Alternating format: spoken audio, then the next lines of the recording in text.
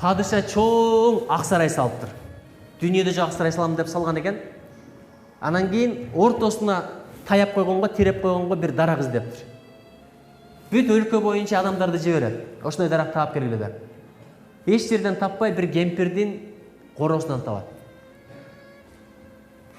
Ушунчалык узун карагай, түп-түз карагай, жоон карагай. Анан бер десе кемпир айтат, мен кедей адаммын, бербейм дейт. Анда эмесе калганын сура дейт, үй да сурайт, улоо да сурайт, ат да сурайт, алтын да сурайт, күмүш да сурайт. Иши кылып ооздан чыккандын бардыгын берет да баягы жыгачты сатып алат. Анан апарат, ак сарайдын ортосуна коет, сыртын алтын менен жалатат, кооздойт. Анан падыша ошол ак сарайдын ачылышын кылат. Ачылышын кылгандан кийин кемпир да келет.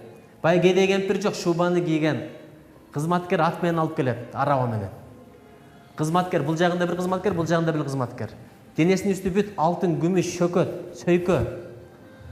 Анан келип караса, эшигин алдында жыгач турат, падышанын ак сарайынын ортосунда, сыртынан алтын жалатылган.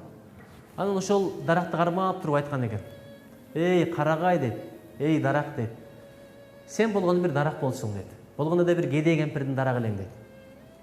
Эми кара дейт, падышанын ак сарайынын ортосунда туруп калыптырсың дейт. Сыртыңда чөкөттөлгөн дейт, кооздолгон адам тааныбай калыптыр сени дейт. Ушунчалык даражаң көтөрүлдү дейт. Сен өзүң эле мындай даражаң көтөрүлүп алтын коронгон жоксуң. Мени да алтын короп кеттиң, байтып кеттиң. Ушуга себеп болгон эмне билесиңерби дейт. Билесиңби дейт. Билбейсиң дейт. Бир эле себеп дейт, бул сенин түздүгүң дейт. Ошон үчүн балдар түз жүргүлө. Алдабагыла. Мактанбагыла. Текебердик кылбагыла. Бирөөнү зулумдук кылбагыла, акысына кирбегиле. Түз жүргүлө. Түз жүрсөң, жолуң ачылат, бешиңең ачык болот. Ошон үчүн айтат го, кулк мүнөздүн бир аты тагдыр деп. Баскан турганың адебиң тагдырыңа таасир тийгизет. Экинчи бир кеңешим, туруктуу болгула. Качан адам ийгиликке жетет? Жакында Шевченко деген кыз келип кетти, көрдүңөрбү? Эми айланайын адам батпайт. Кайсыл жака барса, телехранительдер коштоп жүрдү, президент кабыл алды, бай адамдар белегин берип атты, алтынын берип атты, күмүшүн берип атты. Ал Шевченко эмес, ал кыздын аты Эмгек. Ошол кыз 8 жыл мурда кеткен, эч ким аэропортко узатып барган эмес. Анын бар экенин, жок экенин эч ким билген эмес. Азыр болсо дүңгүрөп атагы чыкты. Эмнеге билесиңерби? Анткени эмгек кылды. Ошон үчүн эмнеге ийгиликке жетет? Туруктуулугу менен. Илим алганда да туруктуулук керек. Ыйманда да туруктуулук керек. Ибадатта да туруктуулук керек. Спортто да туруктуулук керек. Туруктуу болгула. Эгерде туруктуу болбосоң, таяк окшойсуңар. Казык окшойсуңар. Казыкты билесиңерби?